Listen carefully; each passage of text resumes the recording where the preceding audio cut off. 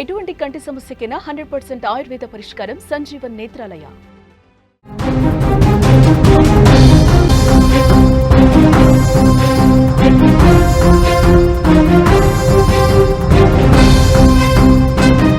Breaking news చూస్తున్నాం. రేపే Pulivendula ZPTC ఉప ఎన్నికల కౌంటింగ్ మొదలు కాబోతోంది. పులివెందులతో పాటు ఒంటిమిట్ట కౌంటింగ్ కూడా రేపే ఉండనుంది. మౌలానా ఆజాద్ నేషనల్ ఉర్దూ యూనివర్సిటీలో ఏర్పాట్లన్నీ కూడా చేస్తున్నారు.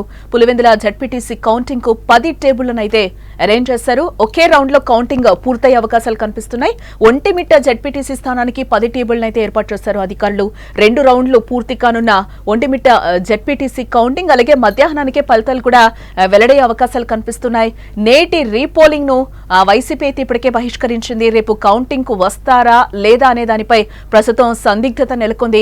కౌంటింగ్ నేపథ్యంలో అక్కడ భారీ భద్రతను అయితే ఏర్పాట్లయితే చేశారు అధికారులు. పులివెందుల ఒంటిమిట్ట జడ్పీటీసీ ఉప ఎన్నికల కౌంటింగ్ అయితే ఏర్పాట్లు పూర్తిగా జరుగుతున్నాయని అనుకోవచ్చు.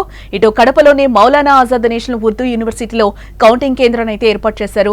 ఇక ఇదే అంశానికి సంబంధించిన మరింత సమాచారాన్ని మా కడప ప్రతినిధి సుదర్శన్ లైవ్ ద్వారా అందిస్తారు. ఎస్ సుదర్శన్, పులివెందుల్లో 2 కేంద్రాల్లో అయితే రీపోలింగ్ అయితే జరుగుతున్నట్లుగా తెలుస్తోంది. దీన్ని అయితే ఆల్రెడీ వైసీపీ బహిష్కరించింది. రేపు కౌంటింగ్ పరిస్థితి ఏంటి?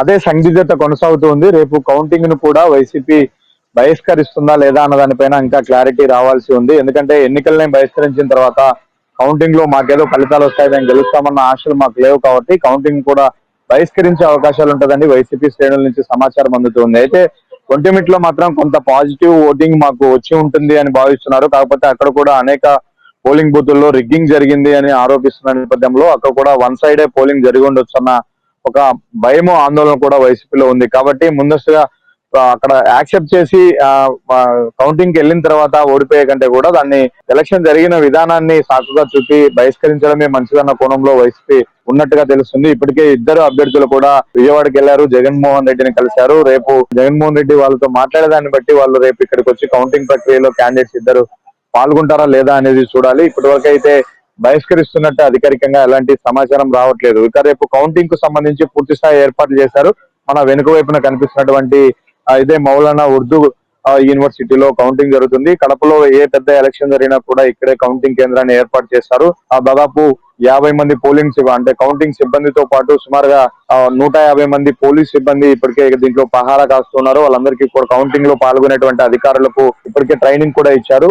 మా పులివెందులకు సంబంధించి మొత్తం 10,000 ఓట్లు కాబట్టి అందులో 80% నమోదైన నేపథ్యంలో 10 టేబుల్లను ఏర్పాటు చేశారు. టేబుల్కు 100 ఓట్లు కౌంట్ చేస్తారు.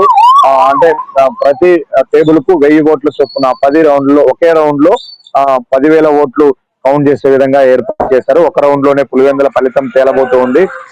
అలాగే ఒంటిమిట్టకు సంబంధించి 2 రౌండ్లు జరగబోతున్నాయి. అందులో కూడా 10 టేబుల్స్ నే ఏర్పాటు చేశారు.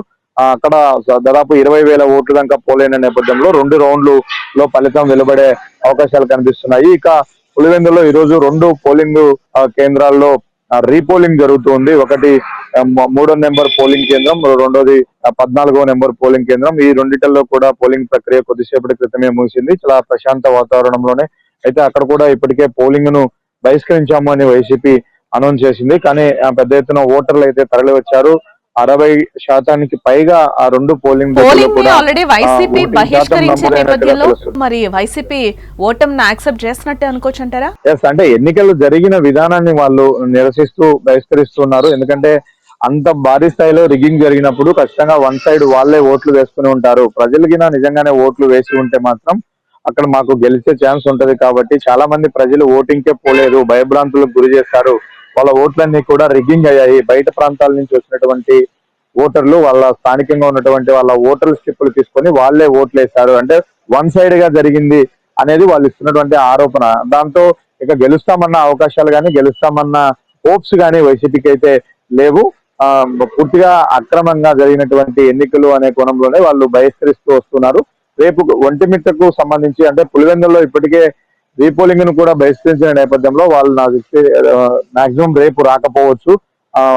అంటే కౌంటింగ్ ప్రక్రియలో కూడా పాల్గొనే ఛాన్సెస్ అయితే పులివెందులకు సంబంధించి లేవు. అయితే ఒంటిమిట్టకు సంబంధించి ఇంకా కొద్దిగా క్లారిటీ రావాల్సి ఉంది. అక్కడ కూడా కొన్ని బూతుల్లో రిగ్గింగ్ జరిగింది అని కొన్ని మాత్రమే ఆరోపణలు ఉన్న నేపథ్యంలో ఖచ్చితంగా అక్కడ ఓటింగ్ సరళి చూస్తే ఖచ్చితంగా వైసీపీకి తమకు వెయిట్ ఉంది, తమ వైపే ఓటర్లు మొగ్గు చూపుంటారన్న ఆలోచన ఉంది కాబట్టి వాళ్ళు అటెండ్ అయ్యి ఈ కౌంటింగ్ ప్రక్రియ సజావుగా జరిగేలాగా చూసి వాళ్ళ గెలుపు అవకాశాలను పరీక్షించుకుంటారా ఏందా అన్నది చూడాల్సిన అవకాశం ఉంది.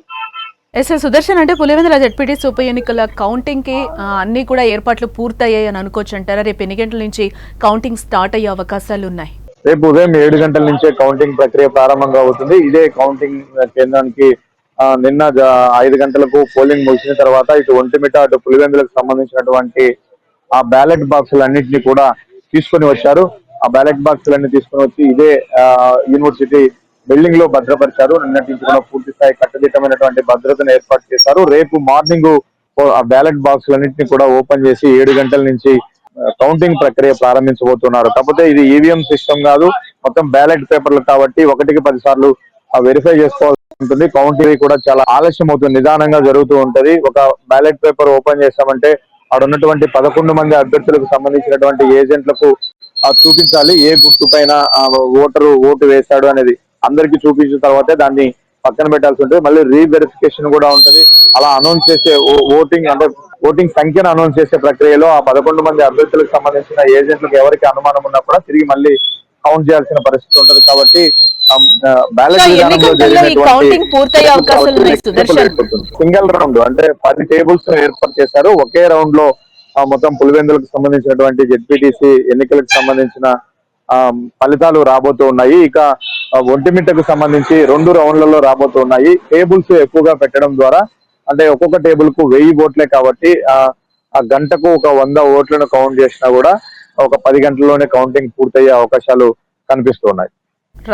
రైట్ సుదర్శన్. మొత్తంగా మనం చూడొచ్చు టోటల్ గా ఉప ఎన్నిక జెడ్పీటీసీ ఉప ఎన్నికకు సంబంధించి కూడా అక్కడ కౌంటింగ్ కి ఏర్పాట్లన్నీ కూడా దాదాపుగా పూర్తయినట్లే కనిపిస్తుంది. రేపు భారీ భద్రత నడుమ రేపు కౌంటింగ్ అయితే మార్నింగ్ 7 గంటల నుంచి స్టార్ట్ అయ్యే అవకాశం ఉంది. బట్ ఈవినింగ్ వరకు సాగే అవకాశాలు లేవు, ఎందుకంటే 10 రౌండ్సే కాబట్టి టోటల్ గా 1 or 2 రౌండ్స్ లో అయితే మొత్తం ఫలితాలు వెలువడే అవకాశాలు ఉన్నట్లుగా కూడా తెలుస్తోంది. పులివెందుల జెడ్పీటీసీ స్థానానికి 10 టేబుల్ ఏర్పాటు చేయగా ఒంటిమిట్ట జెడ్పీటీసీ స్థానానికి 10 టేబుల్ కూడా ఏర్పాట్లు చేసి ఓట్లను లెక్కించనున్నారు. అయితే నేటి రీపోలింగ్ అయితే ఇప్పటికే వైసీపీ బహిష్కరించింది. దీంతో కౌంటింగ్ కి వస్తారా లేదా అనేది కూడా ఒకంత సందిగ్ధంగా మారిందని కూడా మనం చెప్పుకోవచ్చు. అటు పులివెందుల్లో 15 చోట్ల రీపోలింగ్ నిర్వహించాలని కూడా వైసీపీ డిమాండ్ చేస్తూ కోర్టునైతే ఇప్పటికే ఆశ్రయించింది. ఈ నేపథ్యంలో కౌంటింగ్ పై ఉత్కంఠ కొనసాగుతోందని కూడా చెప్పుకోవచ్చు. ఈ మేరకు కౌంటింగ్ కేంద్రం వద్ద కూడా భారీ భద్రతనైతే అధికారులు ఏర్పాటు చేసినట్లుగా తెలుస్తోంది.